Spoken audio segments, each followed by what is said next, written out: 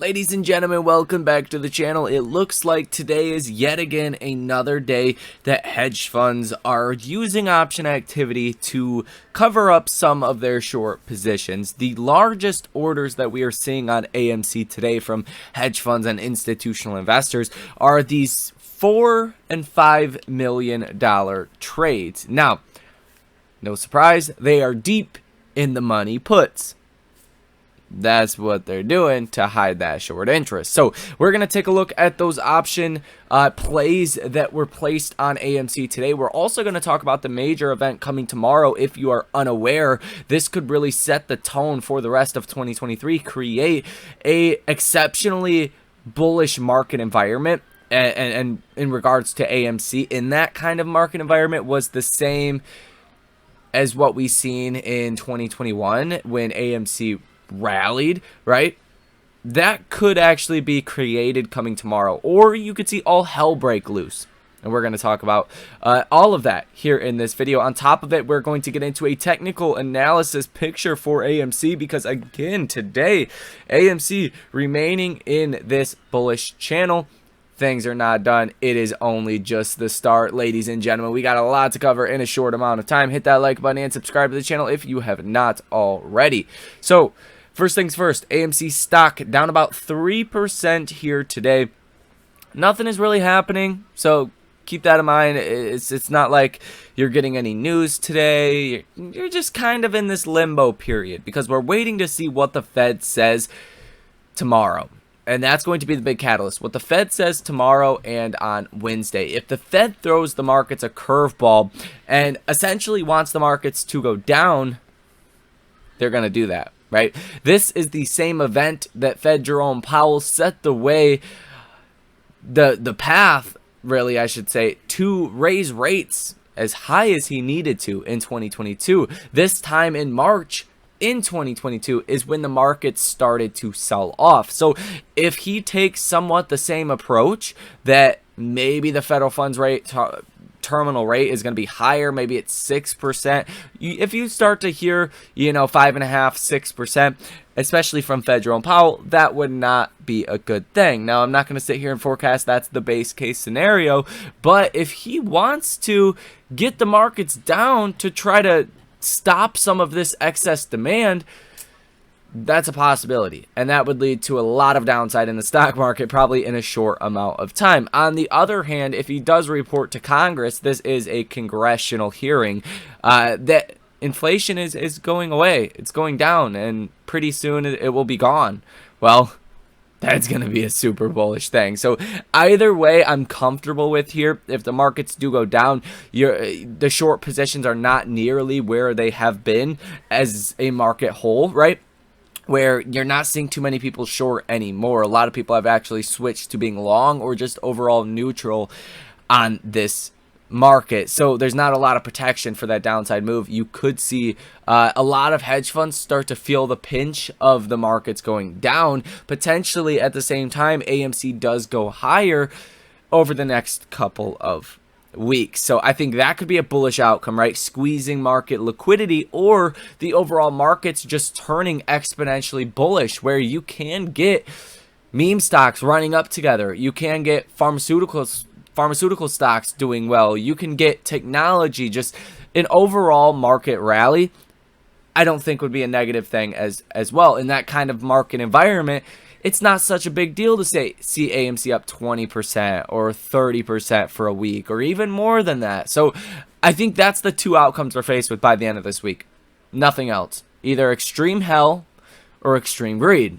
And that could start coming tomorrow. So today is really a non-eventful day when you summarize all of this down. AMC, as you can see, is in this bullish channel, remaining exceptionally bullish as of really January, the end of January, February, when you did break out above this and now have held this for the longest period of time that you have ever held this, at least since the June rally. And this is that downtrending line of resistance. You have not had this many closes above this line in 2 years. And I think that in and of itself is telling you a lot. At the same time, when you draw out this bullish channel, it is playing along to a T. So I don't think the bullishness is going away anytime soon with AMC. I think we're actually due for another leg higher really by the end of this week, if not by the end of next week. And as you guys know, next week is going to be the vote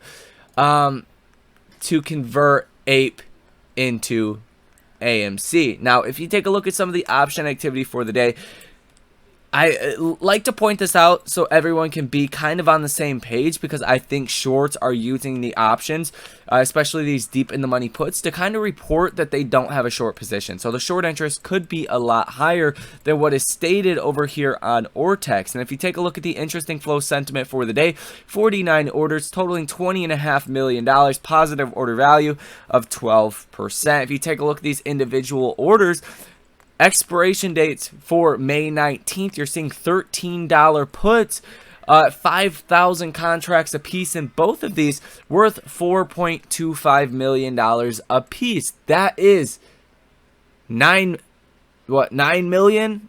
Yeah, $8.5 million in these deep in the money puts.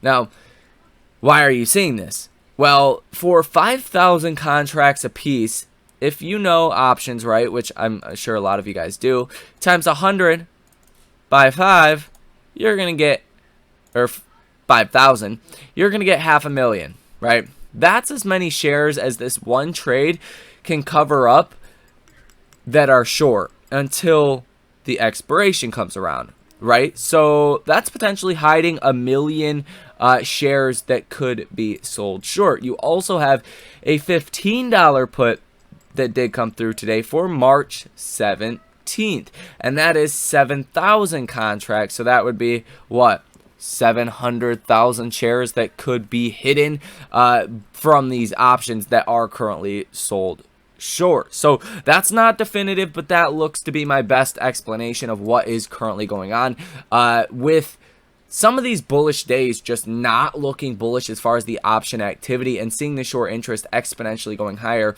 over the last really couple of weeks. Now it's been going up. If you take a look, AMC is on the threshold securities list. The live short interest of free float is sitting at 25.25%. The amount of shares currently sold short sits at about 130,000. Cost to borrow average at 86.62%. Cost to borrow max at 305%. And cost to borrow minimum at 0.59%.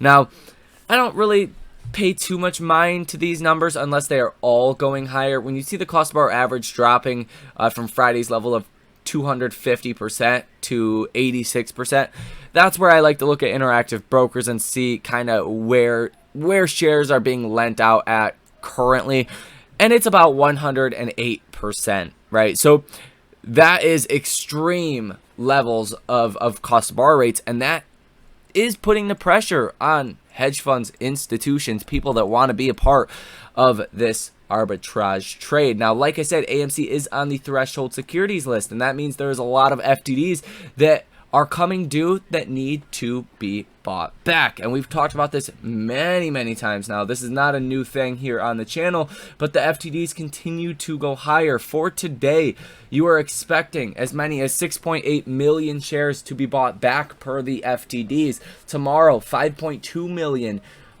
Wednesday, 3.5 million, Thursday, 3.6 million, and on Friday, 1.5 million. And then, as you guys know, the biggest week for AMC will be next week. That's going to be probably the biggest week of 2023. This is probably the biggest change to AMC that we're going to see for this year as far as actual things with the company, right? With this merger from AMC into APE into AMC.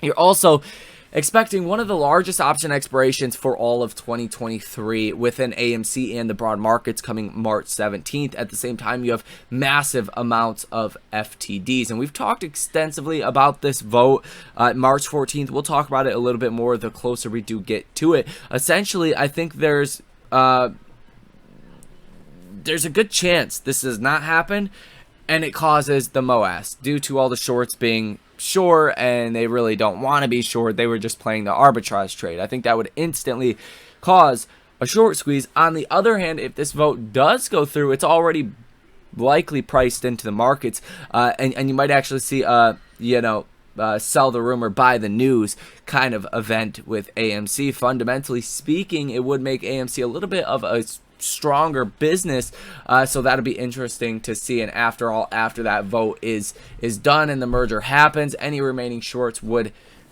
exit out of those short positions. Now, like I was saying, for the FTDs for next week, you start off Monday at 1.8 million, Tuesday go to 2.5 million, Wednesday 3.4 million, Thursday 3.9 million, and on Friday of March 17th, you got 6.8 million FTDs. So a lot of shares that need to be bought back over the next 2 weeks here. And I think that will help to hold AMC stock at these levels and to remain in bullish territory. But it could also send AMC up a lot higher. Now, I wish there was some company specific news or sector related news or something to bring to your guys' attention. But this is really the lull. This is really the slow day before things get crazy tomorrow. Like I did say, if we take a look at the economic calendar,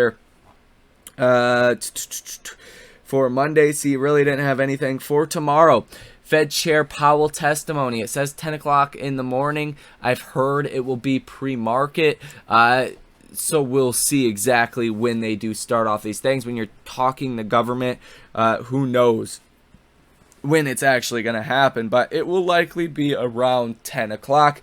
That's where you're going to start getting some headlines potentially, and that's where you could see the markets taking that big leap higher or that big slide lower. And this meeting does go through Wednesday as well, as you can see right here.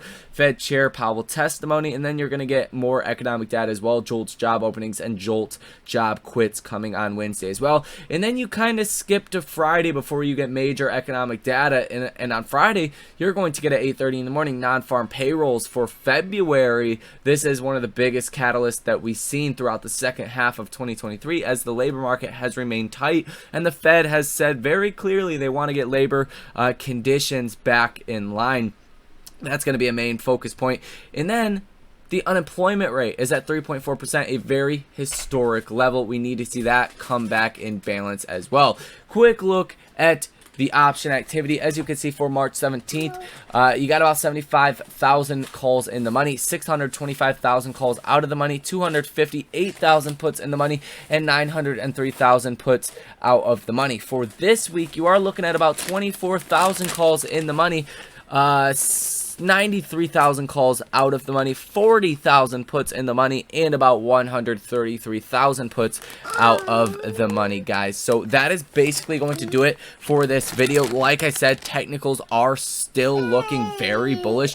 If you just zoom out a little bit, you can see you went from a long-term bearish downtrend to what could be a long-term bullish uptrend, and that's the most important thing to pay attention to. RSI is little change. The MACD is a little change from what we talked about over this weekend. So that is going to do it for this video. Hit that like button and subscribe to the channel. Source your comments, questions, or concerns down below in the comment section. Thank you for watching, and I will see you in the next one.